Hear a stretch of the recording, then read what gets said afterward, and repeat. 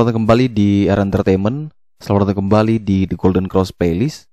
Seperti biasa, hari ini kita akan melanjutkan review saham part yang ke-319. Namun sebelumnya, bagi teman-teman yang mungkin belum subscribe channel YouTube ini, sekali lagi jangan lupa tekan tombol subscribe, nyalakan lonceng notifikasinya, agar teman-teman tidak pernah ketinggalan informasi-informasi terbaru dari channel ini. Di part yang ke-319 hari ini kita akan mereview kurang lebih ada 6 saham, di mana saham Harum, Unilever, SIP, WG, IMJS, dan APLN. Di mana ini hampir sebagian besar adalah saham-saham yang sudah dekat dengan support terkuatnya, dan juga ada yang mau breakout dari resisten.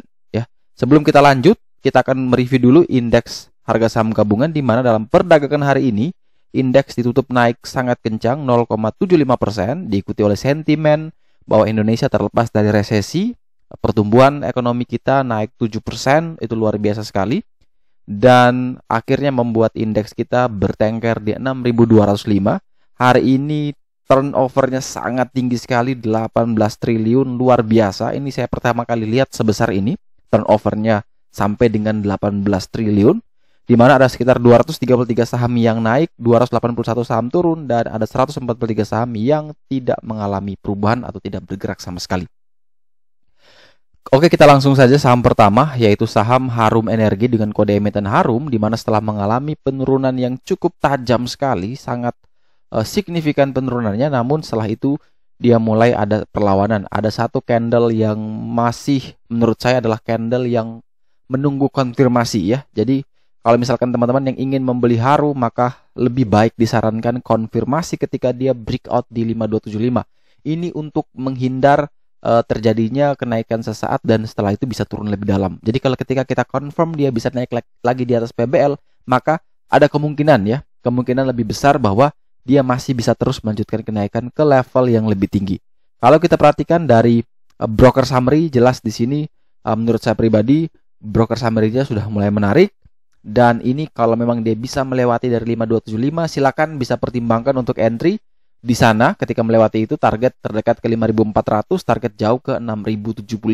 Akan tetapi kalau misalkan ada yang tetap mau nekat, mau spekulatif buy, katakan, oh saya mau beli duluan lah daripada saya nunggu breakout, kan lumayan udah cuan. Oke, silakan, itu hak teman-teman, tapi silakan atur sendiri money manajemennya. Kalau memang mau ambil tanpa melewati PBL-nya dulu, maka di sini saya informasikan ada dua support terdekat, yaitu di 5.025 dan pas di harga saat ini di 5.150 ya. Bisa pakai ini. Kalau jebol di bawah itu, ya mending kita cut loss terlebih dahulu. Kemudian saham yang dekat PBL berikutnya adalah saham Unilever, di mana saham ini ditutup naik 2,54%, di mana ketika teman-teman tahu opening, itu langsung dibanting ke 4.260 loh, 4.330 di closing sebelumnya dibanting. Namun dengan sangat luar biasanya ketika jam 2 siang, langsung melesat tinggi sampai bisa closing di 440, padahal high-nya juga di 4450. Nah, ini menurut saya pribadi ada indikasi bahwa dengan tipe candle seperti ini ada demand buy yang kuat, maka masih memungkinkan Unilever bisa terus melanjutkan kenaikan di perdagangan besoknya. Kalau kita lihat dari broker summary, ternyata dari broker summary juga konfirmasi bahwa ini adalah suatu akumulasi yang luar biasa menurut saya dan memungkinkan untuk bisa terus melanjutkan kenaikan. Apalagi kalau teman-teman perhatikan bahwa level Unilever saat ini dia sudah indikator menunjukkan bahwa resikonya sedang low, di mana support terkuat di 4.330, sedangkan harga saat ini di 4.440. Jaraknya kurang lebih ada 110 poin. Jadi kalau misalkan teman-teman yang ingin membeli, maka kalau memang dia bisa turun lagi sampai ke 4.330, maka ini manfaatkan momentumnya. Ya, itu adalah tepat di PBL. Dan teman-teman bisa ambil momentum tersebut untuk membeli. Tapi kalau ternyata dia tidak turun dulu, dia malah terus naik, maka di sini kita cegat yang dengan resisten gold line di 4450. Jadi ketika dia tidak turun, malah dia naik breakout di 4450, silakan buy di sana. 4450 kita buy, 4460 juga boleh. Target ke 4.400, target ke 5.200 sampai dengan 40 hari harga tertinggi di harga 5.500. Dengan batasan cut loss kurang lebih di 4.390 sampai dengan 4.400. Akan tetapi kalau misalkan dia turun dulu, maka jelas lebih menarik, teman-teman bisa ambil, bisa koleksi kurang lebih di sekitar area 4.330 sampai dengan 4.350. Intinya karena dia masih bertahan di atas PBL, sebenarnya di level ini aman-aman saja untuk dibeli. Hanya memang resikonya berbeda ketika kita ambil semakin dekat dengan PBL. Tapi kalau misalkan teman-teman bisa atur money management yang baik, maka mungkin karena takut ketinggalan ya sudah kita ambil dulu katakan 20%, kita ambil di harga saat ini. Kemudian kalau dia turun lagi ya sudah kita ambil lagi di sekitaran 4.300-an. Dan kalau ternyata bisa kuat bertahan rebound ya kita cuan. Kalau turun ya silakan pertimbangkan cut loss. Akan tetapi kalau ternyata tidak turun lagi, maka tadi sudah diinformasikan bahwa mending kita buy on breakout gold line sekalian di 4450. Kemudian saham selanjutnya akan kita review adalah saham SIP ya, Silo Maritim Perdana, di mana saham SIP ini kembali ditutup naik tipis 0,81% di harga 615. Kalau misalkan teman-teman perhatikan bahwa perdagangan SIP memang tidak terlalu ramai, tidak terlalu liquid, hanya kurang lebih sekitar 405 juta nilai yang ditransaksikan hari ini. Jadi kalau kita perhatikan dari broker summary pun memang menurut saya pribadi ini masih belum menarik karena tidak ada daya dukungan volume yang begitu kuat di emiten ini. Akan tetapi yang menjadi menarik memang adalah karena harga SIP ini sedang berada di dekat support terkuatnya di harga 600. Jadi kalau misalkan teman-teman yang ingin membeli emiten ini, maka sebenarnya harga saat ini masih masuk dalam area belinya. Jadi selama dia masih kuat bertahan di 600, silakan pertimbangkan buy 600 sampai dengan 615, batasi cut loss kurang lebih di 570 580 dengan target kenaikan adalah menuju ke 680 sampai dengan 700. Akan tetapi kalau misalkan teman-teman besok melihat harga SIP ternyata dibuka dibanting di bawah 600, ya jelas mending kita wait and see terlebih dahulu.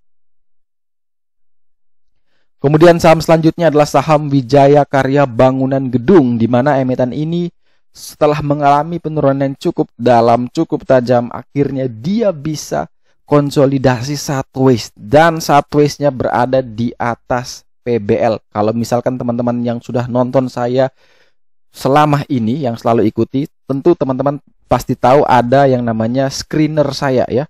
Jadi screener saya itu adalah ketika harga sebuah saham itu mengalami penurunan yang cukup dalam ya, dibanting cukup dalam seperti ini.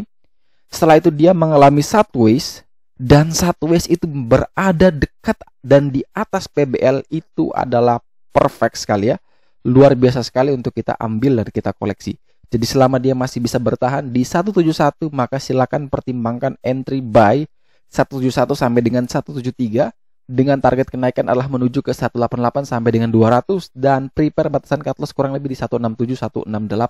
Akan tetapi kalau misalkan teman-teman lihat bahwa WG opening langsung dibanting di bawah 171, ya jelas jangan masuk. Dan juga teman-teman ketika sudah kena cut loss, ya di cut loss gitu. Karena ada tadi yang juga direkomendasikan untuk buy sesuatu, sudah dibilang di harga sekian out, tapi masih hold. Karena tidak ikhlas uangnya hilang. Jadi selalu saya bilang adalah kita ini sedang berbisnis, sedang trading, sedang berdagang sebuah saham. Kalau kita sebagai seorang trader, memposisikan diri sebagai seorang trader, kita ini jual beli. Kita beli murah, jual mahal. Kalau ternyata kita salah, ya sudah kita cut loss dulu. Kenapa? Karena kita bisa memutar lagi cash flow kita ke emiten yang lain yang mungkin lebih bagus. Tapi kalau kita maksa nahan, tapi uang kita pas-pasan, akhirnya apa? Kita tidak punya kesempatan untuk bisa mengambil emiten-emiten yang bagus di kemudian harinya. Jadi ini yang selalu saya tekankan bahwa kalau kamu trading, jadi seorang trader, maka disiplinlah dengan trading plan-nya. Tapi kalau kamu seorang investor, seorang yang mempelajari investing, maka kamu tentu melihat dari kinerja fundamentalnya, apakah kinerja fundamentalnya masih bagus dan selalu memberikan growth yang luar biasa, konsisten dari tahun ke tahun, tapi harganya justru turun. Nah, itu adalah peluang sebenarnya. Tapi kalau seorang trader justru tidak seperti itu. Kita hanya memanfaatkan yang namanya momentum sesaat ya. Jadi kalau misalkan ternyata teman-teman yang trading tapi ujung-ujungnya jadi investor, ya sebenarnya itu adalah sebuah kesalahan besar. Jadi itu harus di reset kembali mindsetnya, jangan sampai terjebak dengan kondisi atau situasi yang sama. Kita kembali lagi ke WG. Kalau kita lihat dari broker summary, jelas memang broker summary ini masih belum menarik ya. Masih belum menarik secara broker summary. Akan tetapi secara teknikal The Golden Cross juga sudah mulai menarik sekali. Kalau kita perhatikan sentimen analisisnya, bahwa perusahaan mengumumkan akan melaksanakan rapat umum pemegang saham luar biasa kurang lebih di tanggal 9 September ya. Itu ada informasinya. Kemudian juga WG membagikan dividen tahun 2020 sebesar Rp3 dan ex dividennya di tanggal 9 Juni itu sudah lewat jauh sekali.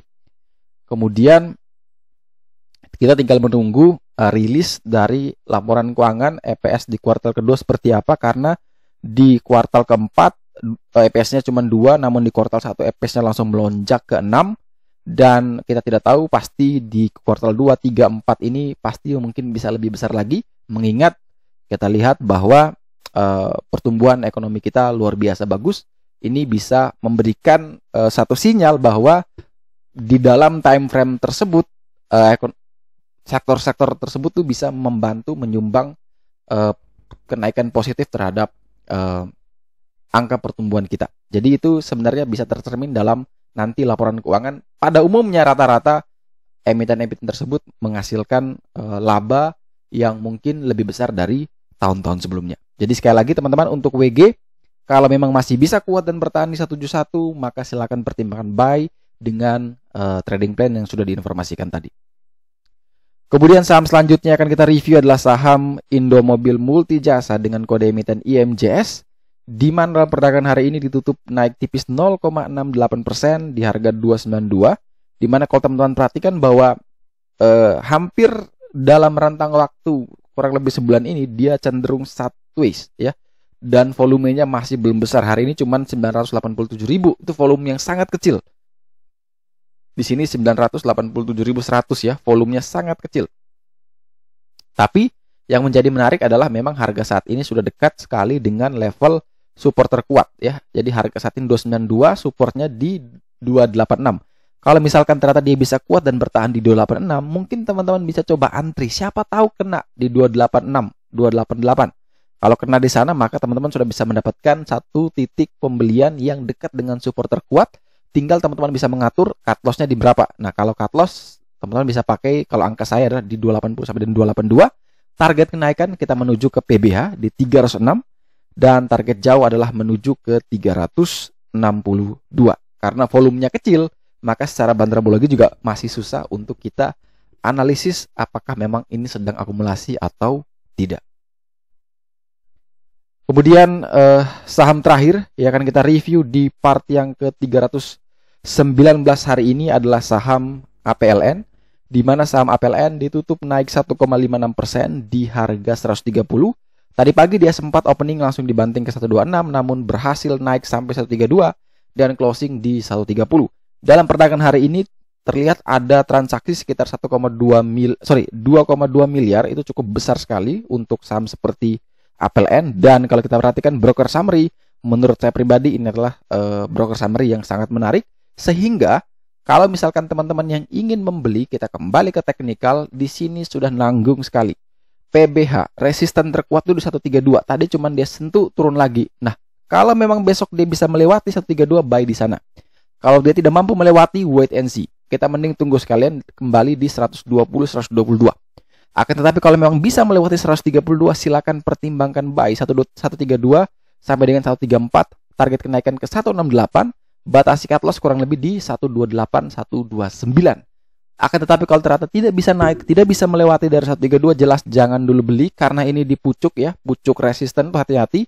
Kalau tidak tembus ya berarti dia dibanting dulu. Maka mending lebih baik kita bersabar, tunggu di area support terkuat kurang lebih di 120 sampai dengan 122, itu jauh lebih menarik. Tapi kalau bisa breakout, maka APLN punya potensi bisa terus melanjutkan kenaikan ke level tertingginya, yaitu di 168.